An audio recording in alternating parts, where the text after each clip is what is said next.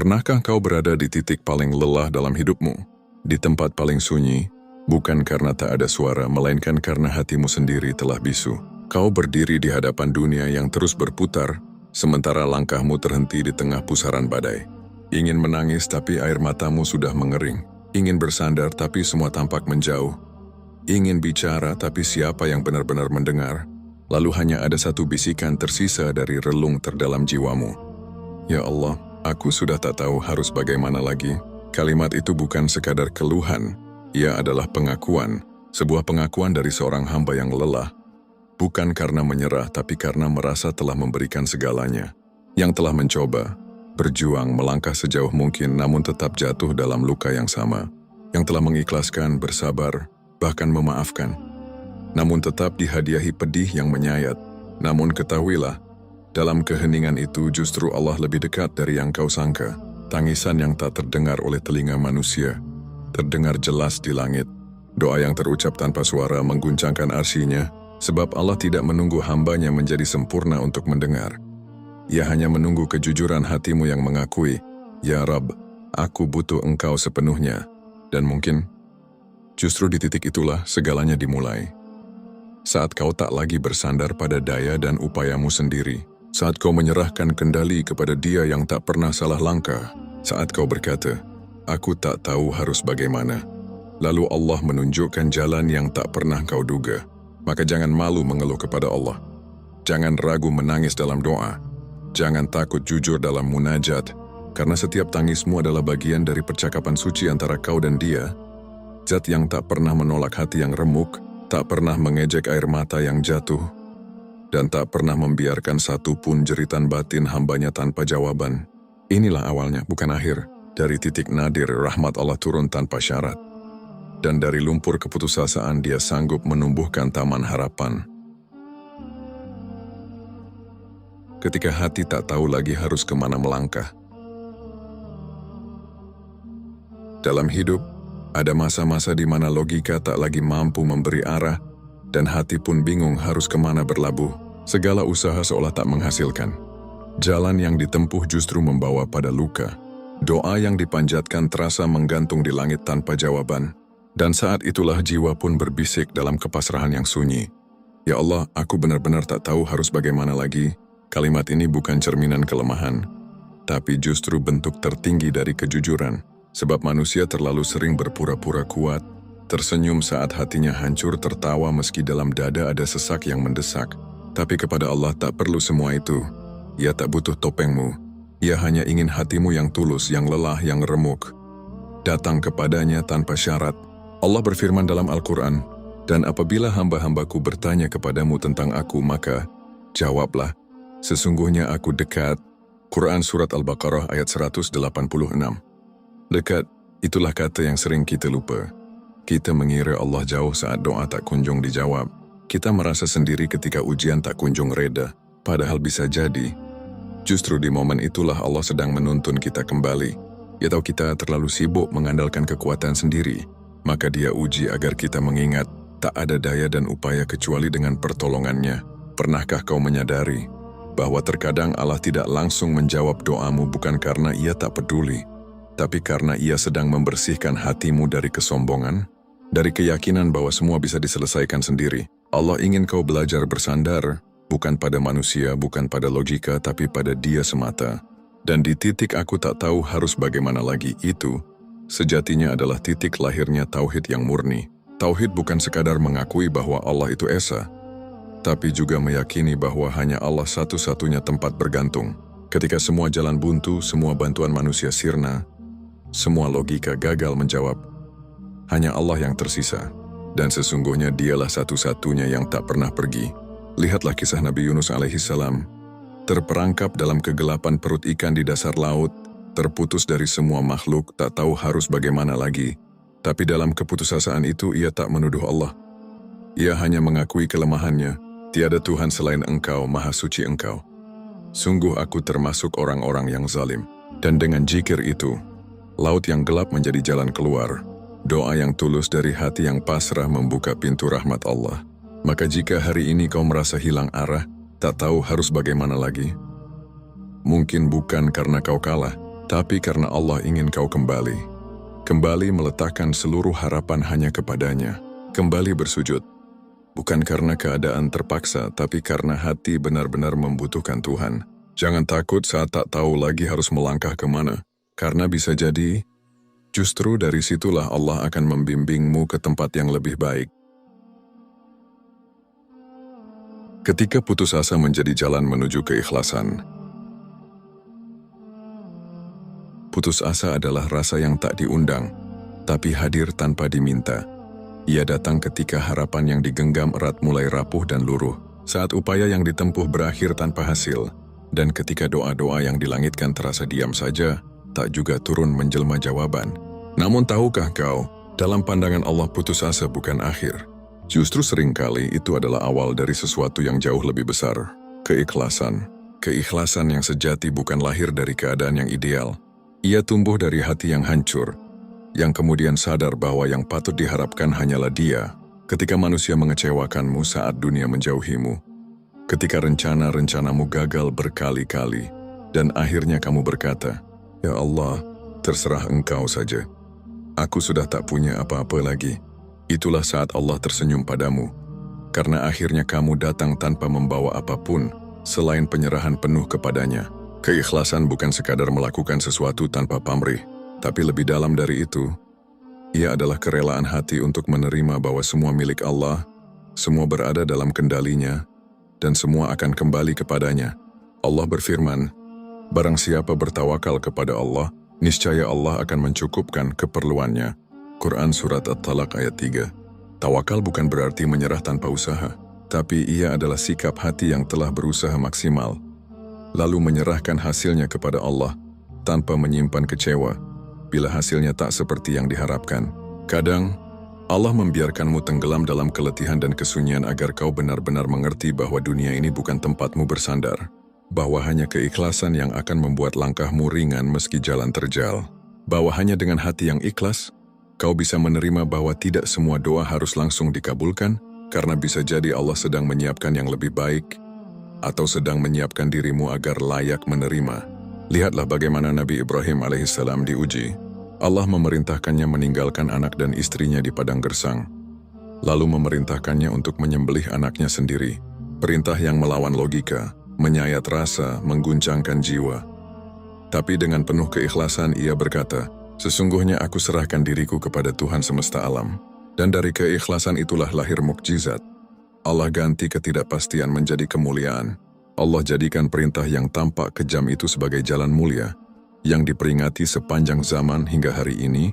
Kita mengenangnya sebagai kisah agung tentang pengorbanan dan keikhlasan sejati.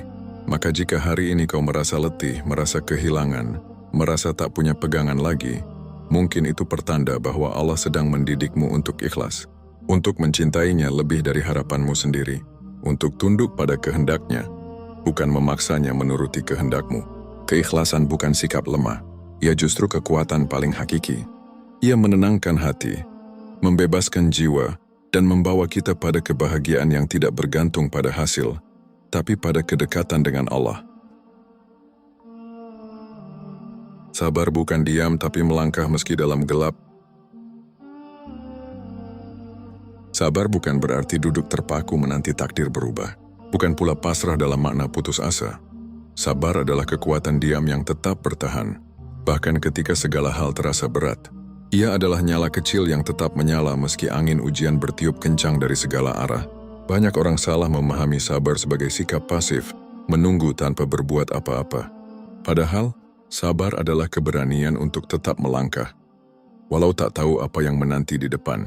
Sabar adalah saat engkau memilih untuk tidak menyerah, meskipun hati lelah dan jiwa hampir menyerah. Allah berfirman, "Dan bersabarlah, karena sesungguhnya Allah beserta orang-orang yang sabar."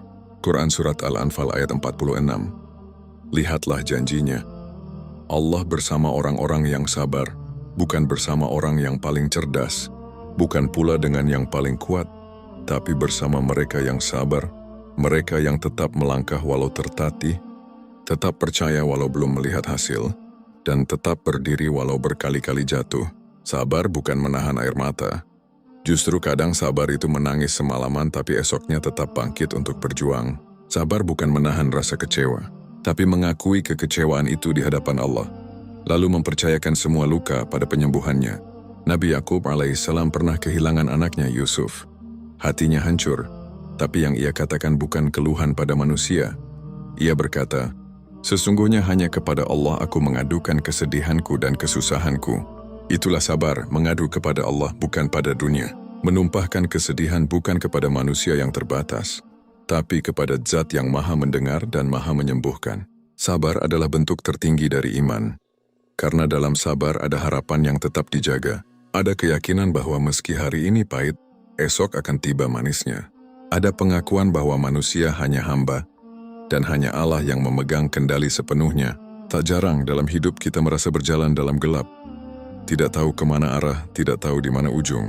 Tapi bukankah iman adalah percaya bahkan saat mata tak melihat? Maka sabar adalah bentuk nyata dari iman. Melangkah meski dalam gelap karena percaya bahwa Allah sedang menuntun. Sabar itu seperti menanam benih. Kau sirami setiap hari walau belum terlihat hasilnya. Kau rawat dengan tekun walau tanahnya kering. Tapi kau yakin, suatu hari tunas itu akan muncul, tumbuh dan berbunga. Kau tidak tahu kapan, tapi kau percaya ia akan tumbuh. Karena benih itu kau tanam dengan keyakinan, dan kau rawat dengan kesabaran. Begitu pula hidup. Usahamu hari ini mungkin belum membuahkan hasil. Doamu malam ini mungkin belum dijawab pagi ini, tapi Allah tahu kapan waktu yang tepat. Tugasmu bukan mengatur hasil, tapi menjaga sabar, karena hasil itu milik Allah. Dan sabar adalah bukti bahwa kau percaya pada waktunya. Maka teruslah melangkah meski perlahan. Jangan biarkan gelap menahanmu diam. Karena sabar bukan duduk dalam kehampaan, tapi bergerak dengan keyakinan. Dan saat kau sabar, Allah bersamamu, menguatkan langkahmu, menyembuhkan lukamu, dan membukakan jalan di saat kau merasa sudah tak mungkin lagi. Dalam keterpurukan cinta Allah justru nyata terasa. Ada kalanya hidup menghantammu begitu keras, hingga kau merasa tak sanggup berdiri lagi. Semua harapan seakan pupus, doa-doa terasa sunyi, dan hati pun mulai bertanya, apakah Allah masih bersamaku? Pertanyaan itu tidak salah, bahkan itu sangat manusiawi. Namun yang sering kali kita lupakan adalah bahwa justru di titik terendah dalam hidup, di ruang paling sunyi dan luka terdalam, kasih sayang Allah hadir paling nyata. Allah tidak pernah jauh, Ia selalu dekat. Namun terkadang dunia terlalu bising, ambisi terlalu riuh, ego terlalu tinggi, sehingga hati kita menjadi tuli, tak bisa lagi mendengar bisikan cintanya.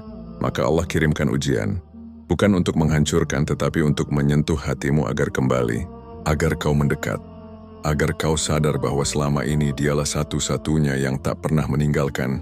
Pernahkah kau merasa bahwa justru dalam tangisan panjang, kau bisa berdoa dengan lebih jujur? Bahwa justru ketika semua orang pergi, kau menemukan keheningan yang membawa pada keikhlasan. Dan saat duniamu runtuh, kau baru sadar bahwa pondasi sejati yang bisa menyelamatkan hanyalah Allah. Itulah cara Allah menunjukkan cintanya. Bukan dengan kemudahan semata, tapi kadang melalui kegagalan, kehilangan, bahkan kehancuran. Karena seringkali manusia hanya ingat Tuhannya saat tidak punya siapa-siapa lagi. Dalam surat Al-Insyirah ayat 6 Allah berfirman, sesungguhnya bersama kesulitan ada kemudahan. Perhatikan ayat ini. Bukan setelah kesulitan, tapi bersama kesulitan. Artinya, saat kesulitan datang, kemudahan sudah turut dibawa. Hanya saja kadang kita terlalu sibuk mengeluh, hingga lupa melihat berkah yang tersembunyi di balik luka. Ada yang diuji dengan kehilangan pekerjaan, lalu menemukan rezeki yang lebih baik. Ada yang dipatahkan oleh cinta manusia, lalu dipertemukan dengan pasangan yang jauh lebih mendekatkan kepada Allah. Ada pula yang terpuruk dalam kegagalan, tapi justru dari situlah lahir karya dan makna hidup yang lebih dalam. Jangan pernah menyangka bahwa Allah meninggalkanmu hanya karena kamu sedang terpuruk. Justru bisa jadi, dalam keterpurukan itulah, Allah sedang memelukmu erat. Ia tahu kamu terlalu sibuk untuk mendengarnya saat bahagia. Maka Ia kirimkan tangis agar kamu kembali menyapanya dalam doa. Keterpurukan adalah cara Allah menyaring hatimu, menghilangkan ego, melembutkan jiwa dan memperkuat iman. Ia mengajarkan bahwa tak ada satupun di dunia ini yang bisa kau pegang erat, kecuali Dia. Lihatlah kisah para nabi. Hampir semua pernah jatuh ke titik terendah. Nabi Musa melarikan diri dari Mesir, kehilangan kekuasaan dan tempat tinggal. Nabi Yusuf dijual sebagai budak lalu dipenjara karena fitnah. Nabi Muhammad SAW pun pernah merasa begitu sedih ketika kehilangan dua pelindung tercinta, Khadijah dan Abu Thalib. Namun dari titik-titik gelap itulah, cahaya kemenangan justru bermula. Maka bila hari ini kamu merasa berada di dasar, percayalah, Allah tidak sedang menghancurkanmu, Ia sedang membentukmu. Seperti tanah yang harus digemburkan sebelum bisa ditanami, seperti besi yang harus dipanaskan sebelum ditempa menjadi pedang. Keterpurukan bukan akhir tapi proses. Proses menuju dirimu yang lebih kuat, lebih lembut, lebih sadar, dan lebih mencintai Allah. Bangkitlah, pintu Allah tak pernah tertutup untuk yang ingin kembali. Setelah tangis panjang, setelah gelap yang menyesakan, setelah jalan buntu yang membuatmu terduduk, sekarang saatnya bangkit. Bukan karena semuanya sudah baik-baik saja, tapi karena kau tahu bahwa Allah tak pernah menutup pintunya untukmu. Allah bukan Tuhan yang hanya mencintai hambanya saat mereka kuat. Justru dalam kelemahanmu, dalam jatuhmu, dalam kerapuhanmu yang paling dalam, Allah hadir paling dekat. Ia melihatmu, Ia tahu sakitmu, Ia memahami sesak yang bahkan tidak bisa kau jelaskan kepada siapapun. Katakanlah, wahai hamba-hambaku yang melampaui batas terhadap diri mereka sendiri, janganlah kamu berputus asa dari rahmat Allah. Sungguh Allah mengampuni dosa semuanya. Dia Maha Pengampun lagi Maha Penyayang. Quran Surat Az-Zumar ayat 53. Itu bukan ayat biasa, itu seruan cinta, undangan pulang dari Tuhan yang tak pernah bosan menunggu. Bahkan ketika kau merasa tidak layak. Bahkan ketika air matamu sudah kering karena terlalu lama merasa tak berguna. Bangkit bukan berarti semua luka sudah sembuh. Tapi artinya kau memilih untuk tak terus diam dalam luka. Kau memilih menapaki jalan baru meski perlahan. Kau memilih kembali kepada Allah karena hatimu tahu. Hanya di sisinya kau merasa pulang. Tak perlu menunggu sempurna untuk mendekat padanya. Tak perlu menunggu semua urusan selesai dulu. Allah tidak menilai kita dari hasil akhirnya, tapi dari arah langkah kita. Selama kita bergerak menujunya, sekecil apapun, itulah langkah yang diberkahi. Allah tidak mencintai karena kau selalu berhasil, tapi karena kau selalu kembali. Bahkan jika jatuhmu sudah ke-100 kali, bahkan jika dosa dan kecewamu menumpuk bagai gunung, selama kau mau kembali, selama kau mau menangis dalam sujud dan berkata, "Ya Allah, aku kembali," maka Dia akan menyambutmu dengan kasih yang tak terbatas. Pintunya tak pernah tertutup, bukan hanya karena Ia Maha Pengampun, tapi karena Ia tahu, tanpa Dia, kita tak punya siapa-siapa. Ingatlah, dalam setiap kejatuhan ada ruang yang Allah sediakan untuk kebangkitan. Dalam setiap luka ada cahaya yang bisa menyusup. Asal hati tak menolak cahaya itu masuk, maka jangan padamkan imanmu hanya karena badai mengguncang hidupmu. Jangan buang harapanmu hanya karena jalanmu terasa lambat. Bangkitlah. Tak perlu langsung berlari. Cukup satu langkah kecil, satu doa dari hati yang jujur, satu sujud yang sungguh-sungguh, dan lihatlah bagaimana Allah menggenggam tanganmu. Mulailah lagi, percaya lagi, berdoa lagi, dan bila kau berkata, "Aku tak tahu harus mulai dari mana," maka mulailah dari sujud, dari air mata, dari lafaz astagfirullah yang keluar dari hati yang benar-benar menyesal, karena sesungguhnya Allah lebih dekat dari yang kau sangka. Lebih lembut daripada siapapun yang pernah menghiburmu, dan lebih setia dari semua yang pernah kau harapkan. Jika malam ini kau menonton ini dalam keadaan letih, bingung, dan kehilangan arah, maka yakinlah ini bukan akhir ceritamu. Ini hanya bagian dari perjalananmu kembali kepada Tuhan yang Maha Mencintai. Kembalilah kepada Allah. Hidup bukan tentang seberapa sering kita jatuh, tapi seberapa sering kita mau bangkit dan kembali. Saat segalanya terasa gelap dan tak ada jalan, ingatlah, Allah tidak pernah meninggalkanmu. Mungkin inilah saatnya untuk berhenti bersandar pada dunia dan mulai berserah penuh padanya. Tak perlu menunggu sempurna untuk kembali. Cukup datang dengan hati yang jujur, karena pintunya selalu terbuka. Bangkitlah, melangkahlah, dan yakinlah Allah selalu menunggu hambanya yang ingin kembali. Karena seindah-indahnya tempat kembali, tak ada yang lebih hangat dari pelukan Allah. Maka teruslah melangkah walau pelan, karena setiap langkah menujunya selalu berarti.